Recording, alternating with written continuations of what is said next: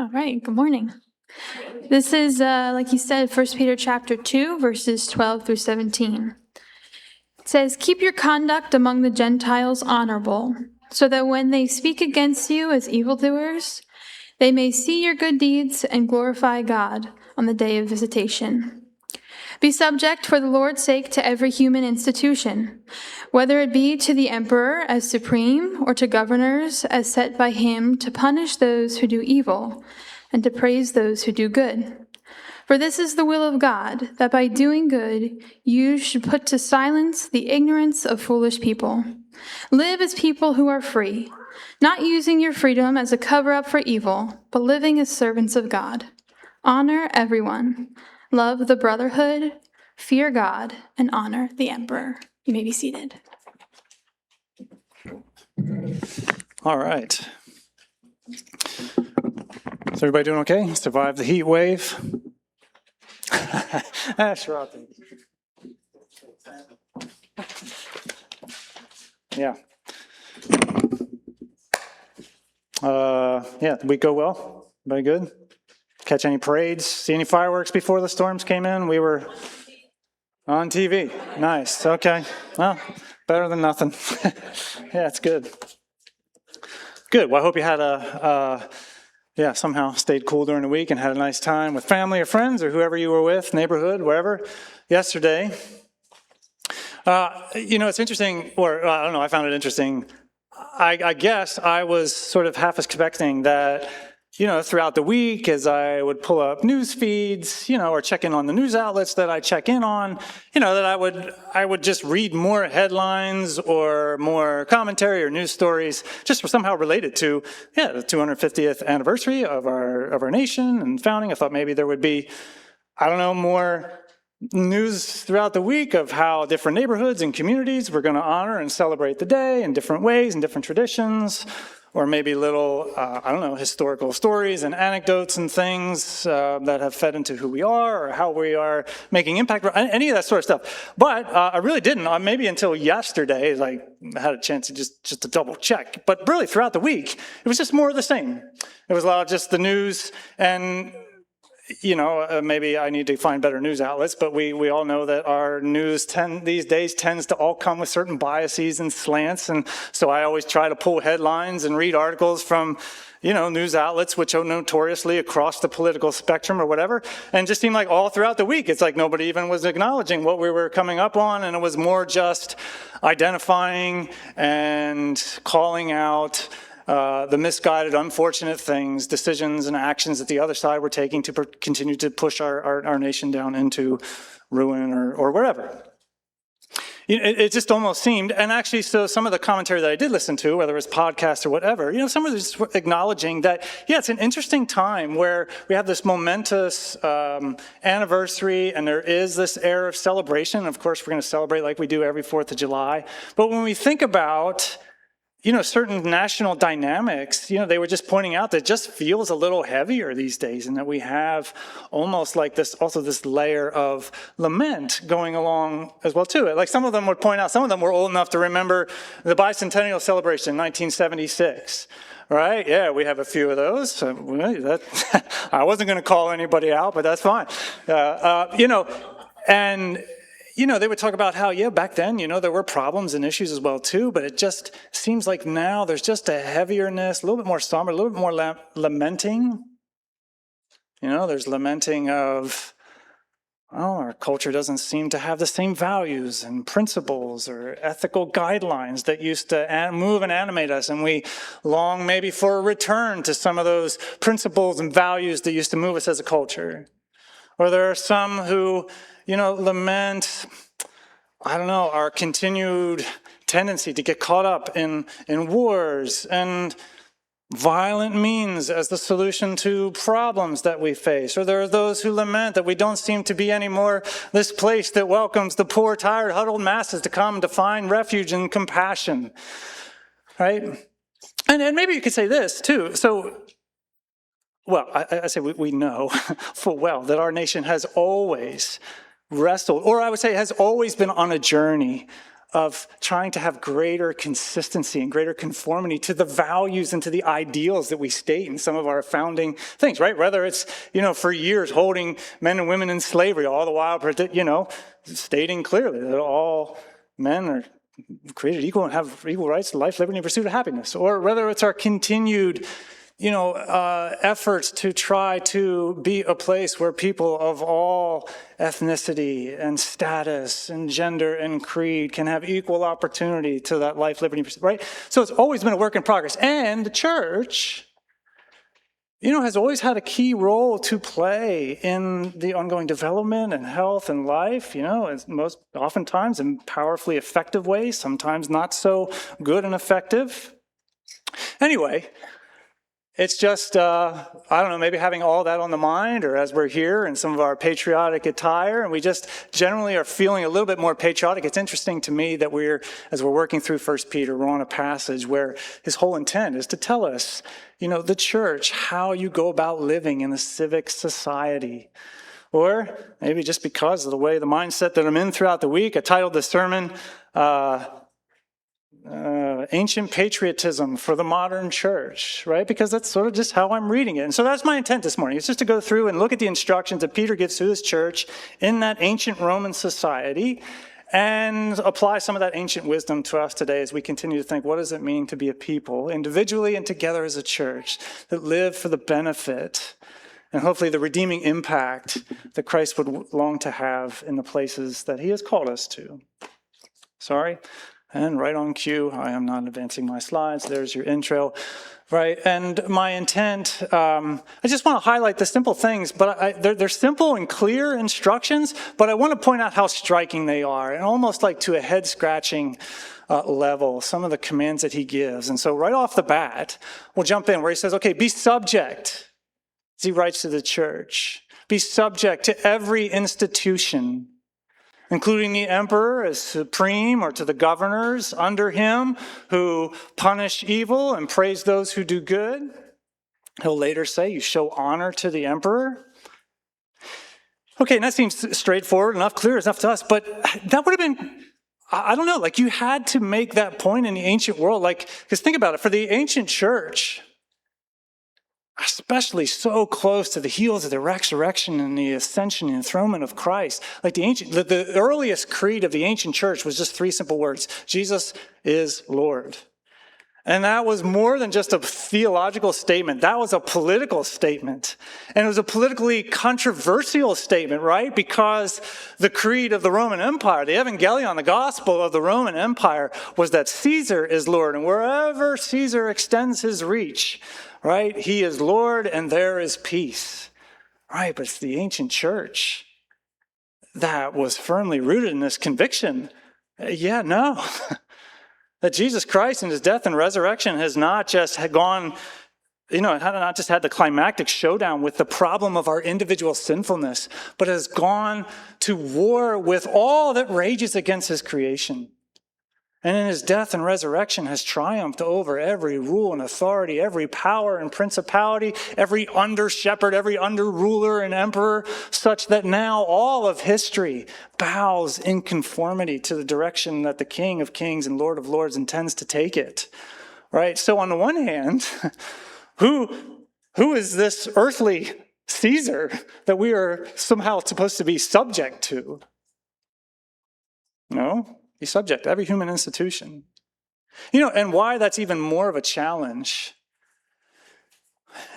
And most people would date the book of 1 Peter right around the reign of, or at least around the time when the transition, and we're moving into the reign of Nero as Caesar. And Nero, this guy was a trip. He's the great-grandson of Caesar Augustus, who, when Caesar Augustus died, he was promoted to the heavenly ranks. People believe that he was given a seat in the court of the gods, right, and reached divine status. And so most of the Caesars after Caesar Augustus would claim sort of the status of the son of a divine. And Nero, he was all about trumping that. He had heard stories of how people talked about him at his birth and likened him to Apollo, who would scatter the stars in flight and would be bringing about the dawn of a new age of joy and bring to life old dead laws, all that sort of stuff. And man, Nero was all about it. He was thoroughly convinced he was no mere mortal, and he liked to tell everybody about that. Whether it was on the coins, statues, banner, always had a halo of divine fire, right? This was Nero. No mere mortal, could do whatever he wanted, lived in opulence, lived in self-indulgence. He was a violent, ruthless man too. He took out anybody who stood opposed to him, or anybody, I don't know, anybody he just didn't like. He killed his mother, he killed his first wife, killed his second wife, and then he goes and marries in a dramatic marriage ceremony some young boy who bore the resemblance of his second wife. So this guy he's odd. Even Roman citizens, looked at him with a strangeness. But the other thing Nero was famous for too is he would throw these licentious street parties where you could live in the passionate pursuit of your desires and whatever sexual appetites or whatever, just like the emperor got to do for this one time, during the year or during the month. And so he would have these lavish street parties. Everybody would come out and celebrate them. And notoriously, one of these street parties got out of hand. A fire starts in Rome, and the fire spreads, becomes this massive fire. It winds up destroying, I think, a third of the buildings in Rome at the time. And now Nero needs a scapegoat for why a third of the city has burned as a result of one of his lavish street parties. And lo and behold, we've got these Christian folks who I don't think anybody really likes them anyway. Right? We've seen some of that in 1 Peter. They were falsely slandered, falsely accused. They were considered atheists, right? Because they had no temples. They had no altars, shrines. They had no statues of gods or gods made into images that they bow down and worship, so people just called them atheists. And if you're an atheist back in a very God-saturated society, like the Roman, with its Roman pantheon, like that was not a good thing because you angered the gods. And in their anger, they would unleash famine or pestilence or not come to our aid when we go to war with other far-reaching nations with their gods. So you were an evildoer. You were bad for society. They called Christian cannibals because they would come and in their communion and services and they would eat and drink the body and blood of some guy named Jesus. Or they called them incestuous because they seemed to refer to everybody as brother and sister and greet each other with a holy kiss, right? All this sort of stuff. So generally, by the time Peter's writing, as you pick up multiple times throughout the book, things are getting difficult, and Nero picks up on this. And so Christians, it's their fault. A third of Rome is burned. Christians have to pay. And man, when it comes time for Nero to unleash vengeance and payment and justice, it's ruthless. It's terrible, horrifying, the things that he would do to Christians. Wrap them in animal skin, feed them to dogs. Cover them in flammable liquids, impale them and light them on fire so that they were lights dingling around in his garden parties that he would host in his palace. Just truly horrific things. Most historians are generally of the mind that Peter himself died, was crucified upside down, and at the hands of Nero's authority in this purge and persecution of Christians. So really, this emperor I'm supposed to honor, this emperor and his little underlings and authorities I'm supposed to be subject to, who are supposed to be punishing evildoers and rewarding those who are doing good, and this guy's doing anything but that. Really, I'm supposed to show honor to the society and be in subject to every human institution of a society that is falsely slandering me and accusing me. Right? You see why it would cause its readers to. So how do you explain that? And I would just say two things. One, sorry, I didn't put the text back up on the screen. But the very first verse, which is a holdover from last week, right? What is Peter saying to them? He says, keep your conduct among the Gentiles honorable. And you remember how we talked about the uniqueness there. He's not saying keep your conduct honorable by way of Christ and his kingdom. He's saying, no, keep your conduct honorable even among the Gentiles and how they understand and define what is honorable conduct, right? And for the Gentiles, for the Romans,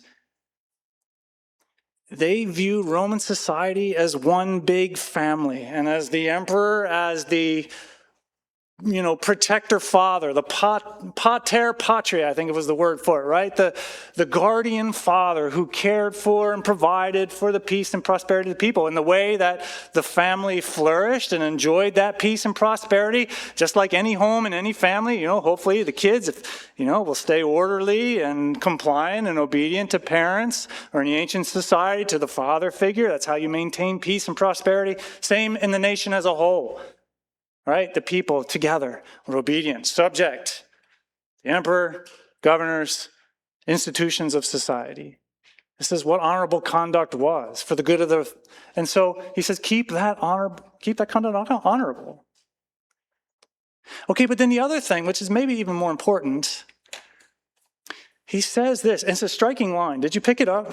Live as people who are free, not using freedom as a cover-up for evil, but living as servants, and literally in the Greek, it's the Greek word doulos, which literally means slaves of God.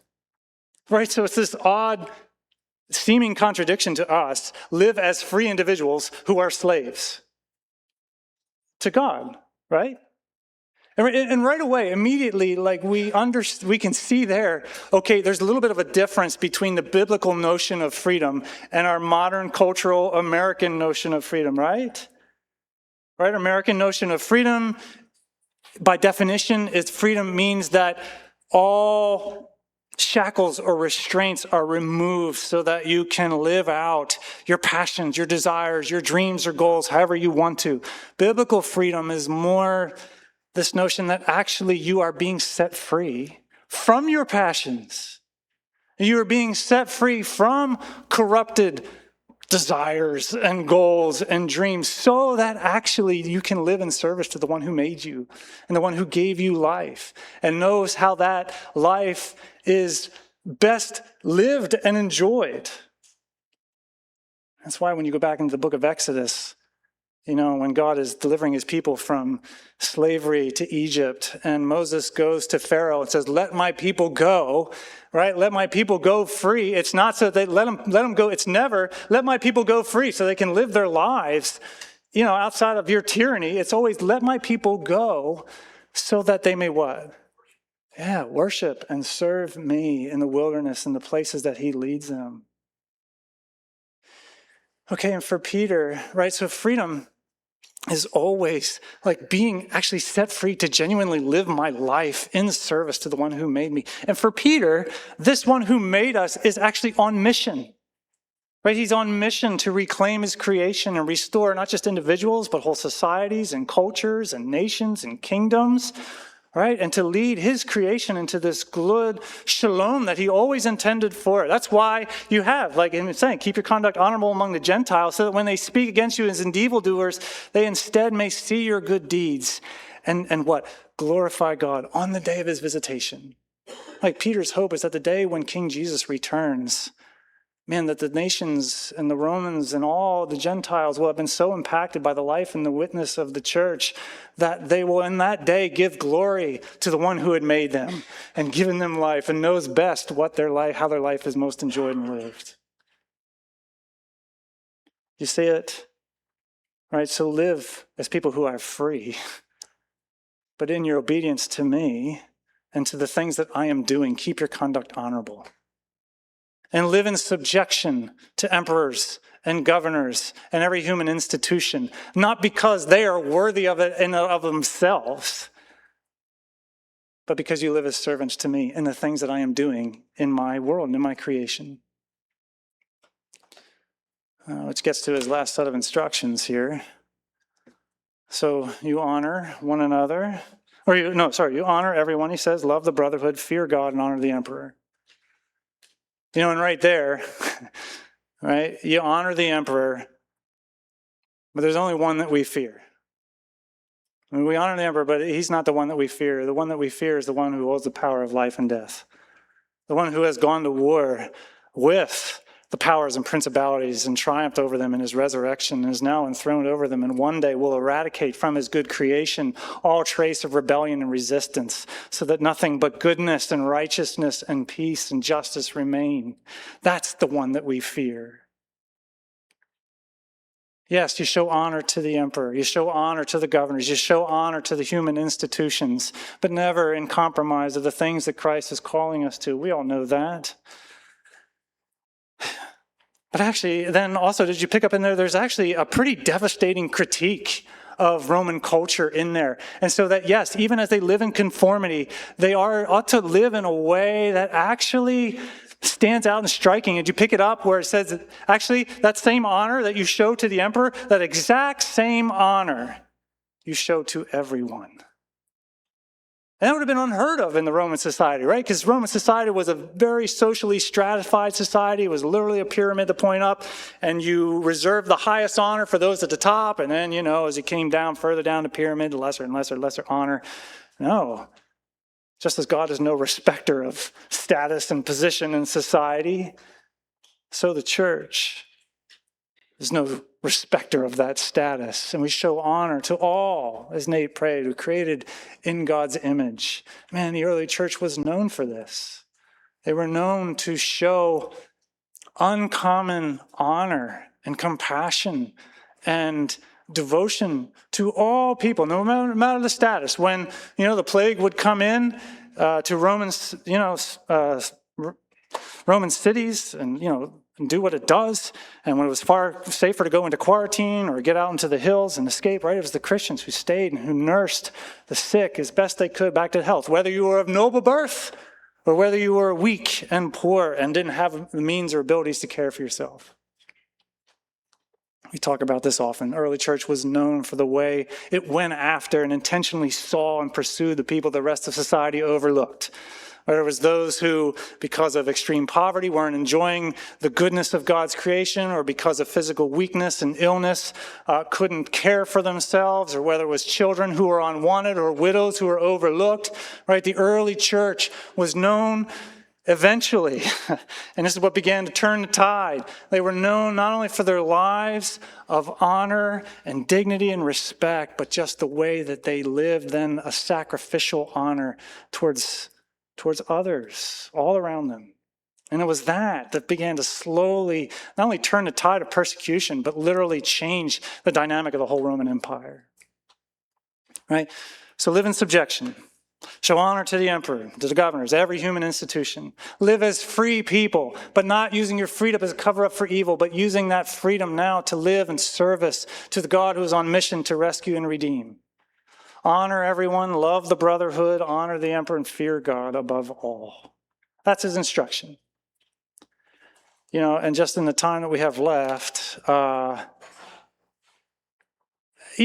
just think, we're just going to kind of riff on, taking some of that ancient wisdom and instruction that he has for the church, and just thinking it and applying it to our own lives. And just right off the bat, I think we can just very safely say, if Peter was writing to the church, he would just say, make sure that you live lives of unquestioned integrity and goodness. Right? Make sure that when people look at you and your lives, right, in a day and age when it is so easy to size people up and to size groups up and see how, certain groups act on social media and, this gets blasted here and, this Christian over there is acting that way, right? And when it's so easy to say, you're a Christian, okay, so I know who you are, we size, make sure, and increasingly so, Christians are easily labeled and categorized and then judged and then, whatever. Not to certainly the extent that Peter's crew was, but we do that in general, not just with Christians, with anybody. But in a day and age where that is like the current and the impulse, make sure you live lives that are of unquestioned integrity, that when they look at you, there is genuinely nothing that they could say to you or hold over you an accusation or judgment as somehow ill for the society that we're a part of. Right? Live lives of integrity and live lives of goodness as well, too. And I don't know if I have this. Yeah. Here's what I want to go back to last week. And if you weren't here last week, we spent a whole lot of time talking about, the strikingness of when Peter refers to the church as strangers and exiles or sojourners and exiles. And we talked about how important it is to maintain that exile or stranger mentality, right? Where it's more Or I'll say it this way, right? We don't feel like exiles or sojourners and strangers, like we said last week. We know the language, we know the customs, we feel like this is a place that we belong. And oftentimes, when I hear, Christians out there, Christian commentators or Christian podcasters or whatever, writers, enter the political fray and enter the political comments and, weigh their opinions and what they think and whatever. Oftentimes it feels to me, I don't know if it feels like this to you, but sometimes it feels to me like they're arguing in order to try to preserve or to protect a way of life where they are not marginalized, where they are yet the mainstream, or that they belong, and that it is still home, and it is the values that they ascribe to and whatever. And we understand, and there's nothing inherently wrong with that as well too, but there's something potentially dangerous in that. And it can be a shifting of mindsets from this exile, stranger mindset to, no, America is our promised land, overflowing with God's milk and honey, and as we can return and restore, we'll get more milk, honey, whatever. It was actually Russell Moore who said it well in an article I read. He says, exile language, among other things, it does away with both our sense of entitlement and a siege mentality, which so often pervades the way we talk about politics these days. We don't attempt to merge into whatever seems normal in the society around us, and we don't rage, he says, whenever we're not accommodated there.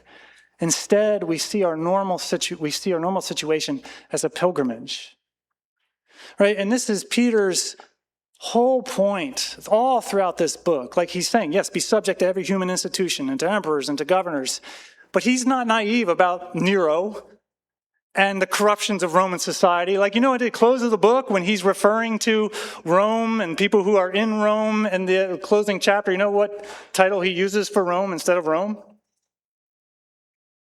There you are, Ray's restoring himself from last week. Yeah. Babylon. He calls Rome Babylon. Right? Babylon is the notorious biblical bad guys of bad guys. All right, Babylon is the nation, the empire that laid waste to Jerusalem, carried the Israelites off into exile. Right? Literally the counter empire to the kingdom of God throughout the scriptures. And yet it's like prophets like Jeremiah who say, yes, but while we are held captive, or while we live and sojourn in this foreign place, what do?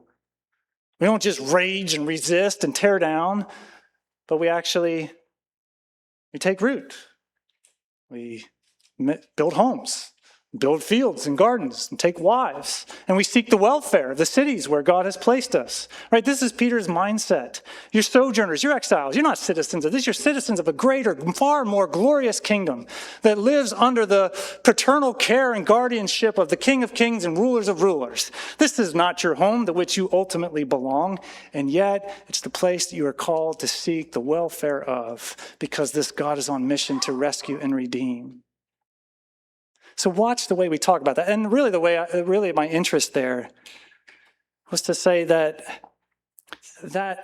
even as we pull it out of political conversation, needs to be the dynamic of our lives, that we need not be so concerned with rights and entitlements, but we live free of those things so that we can generally show honor, compassion, and goodness to those around you. Right? So it's just the question. When people see you at work, when people see you in the neighborhood, as they get to know you, in the ball fields, or when you're at activities at the school or whatever it is, like, do they see you as a person just like everybody else, who feels entitled to their own rights and their own privileges, just like everybody else, who's out just like everybody else to get what's theirs, climb whatever ladder, attain success, step on whoever you have to step on, because that's just how life works? Or do they see in you somebody of unquestioned integrity and this strange compulsion to treat everyone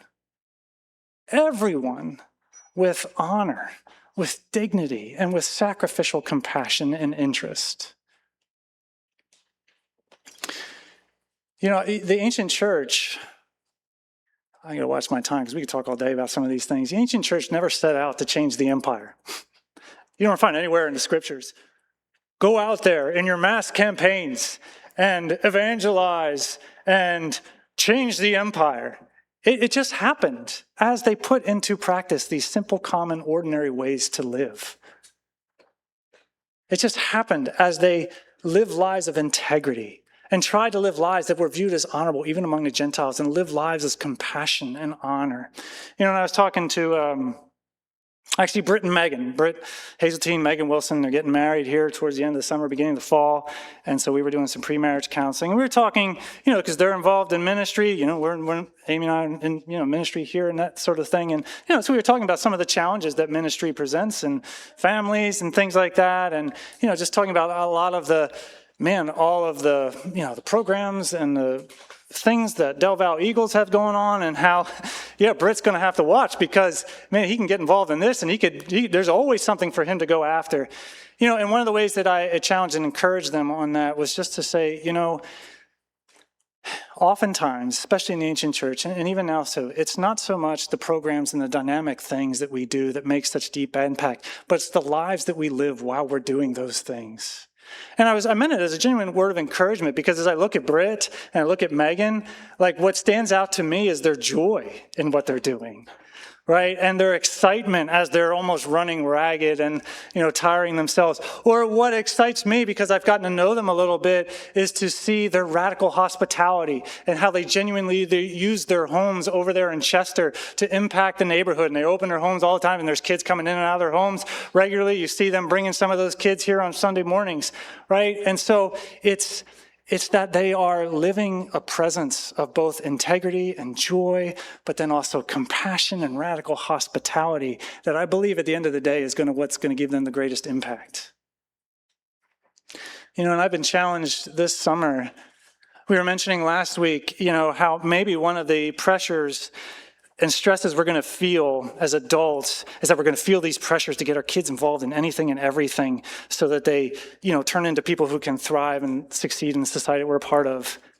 And that's a challenge, and we have to wrestle with that. And I've also been challenged watching some of the families here in our church, who do have kids involved in certain things in the community, but it's like they're using those up as opportunities to be a light and to be presence, right? I think of some of the, the baseball coaches that we have in the room here today, and how the way that, they give a lot of their time to pour into these children and to be a light of a presence of righteousness and goodness in these kids' lives. And then I see, some of their families getting to know, people in the bleachers and pouring into them and to caring and praying for them. I've been challenged in our grace group.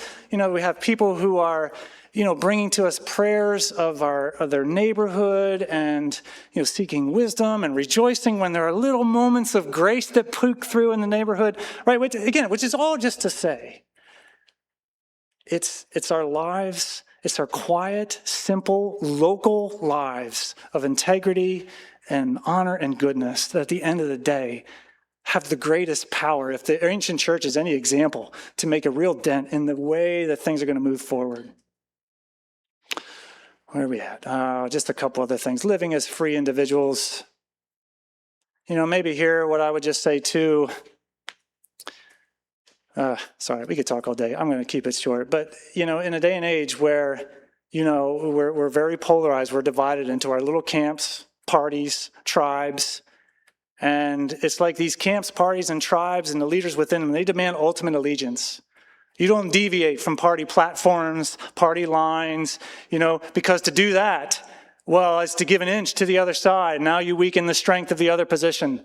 And I see this too often, sometimes even in the church, where, you have maybe Christians on the righter side of things who are too concerned to speak up for lingering ways that they see racial injustice, or groups of people being treated unkindly or unfairly or unjustly, and they're afraid to speak up on that lest they be labeled woke or critical race socialists, or whatever. Because, if you're on a side, demands full allegiance, whatever. And if you're on the other side, if you're Christians on the left-hand side, maybe, they feel this pressure towards cynicism and towards critique of those on the right, and they feel like they have to view them as racist and sexist and bigots because that's what everybody does, and you got to toe the party line. Just remember, hopefully we say it enough around here, Jesus doesn't fit would never fit nice and neatly into any of the political parties and ideologies that drive our country forward. And to be a follower of Jesus means that you have this free, independent thinking that honors what is good on either side and is bold enough to critique and sometimes condemn the things that are not right, even if it's on your own side. But related to that, man, watch how we do that in the church. Because, as Nate prayed, or as I was listening to, some of the commentary that were making this distinction between now and what was going on back in 1976. Like, you could argue the problems we faced as a country in 1976 out there were far greater than what we're experiencing now. But the problem now is that our wounds are self-inflicted. That's what they all say. The wounds, which actually are far greater, and the dangers and the threats they're self-inflicted, and that we're so divided, we're so polarized, and we're so antagonistic towards the other. The only way they see that this thing moves forward in any kind of healthy way is somehow we figure out how to live together in honor and unity amongst deep, deep differences. And it's the church who stands to lead the way. If we can get our act together, we can do it right. To lead that way more powerfully than any other, to be a light. Because that's Peter, it's Paul, it's Jesus. They will know you are Christians, right? By what? By your love for it. And he's writing to his disciples of, man, you got tax collectors, you got, people all across all sort of political ideologies and spectrums. They will know you're Christians by the way you love. And you be one, as I and the Father are one. Right? Or how often Paul, will talk about this as how Jesus is trumpeting his victory over the powers and principalities. You look at my church, full of ethnic divides, political divides, even theological divides, and they're coming together in love and unity. So for Peter, love the brotherhood. Never, ever, ever is there occasion to treat anyone who has the Spirit of the living Christ in them with anything other than love. Never. And yet culture will always justify and find ways to treat with indignity, to treat with bitterness or whatever. But in the church of Christ, in the families of Christ, there is never occasion, a justification to treat it with anybody with unlove. It is sinful, it is dishonoring to Christ, and it is unloving to Christ. So we live in lives of integrity and goodness. We pursue an exile mindset, looking forward to the kingdom yet to come. We live as free thinkers, free agents in service. We live in sacrificial unity. And lastly, we live in hope and confidence in the King. We live in confidence that we have been born again to a living hope. Right? We are literally born, as Peter says, into a whole new mode of existence, which is bathed in hope through the resurrection of Jesus Christ from the dead. We live rooted on that cornerstone, who is not only borne and carried on himself the full weight of our sin and brokenness and everything that weighs against us, but can still be that same rock-solid cornerstone in the midst of hardship or fear or worry. As we stand on him, we stand firm and we stand secure. Right? We live in hope and confidence of the greater Hosea that we saw last week, who has purchased with his precious blood his beloved bride when she was a wayward prostitute. And he has brought her to himself, not because she was worthy of it or because of works done by righteousness, but because of his own mercy and his love. And because of that, we know that nothing, no power, no force of hell could ever separate us from that love of Christ. And forever, like we know, we will enjoy, as we sang earlier, the feast of heaven. And so we live in confidence and hope, and we pray that that confidence and hope would be courageous, and our lives of integrity, our lives of unity and love would impact society, and that God's redeeming work, he'd be pleased to carry that out in and through the church. Much more we could say, but we'll leave it at that, and we'll come back to some more harder things even next week. So we pray it all for God's honor and glory in the advance of his kingdom, in the name of the Father, Son, and the Holy Spirit. Amen.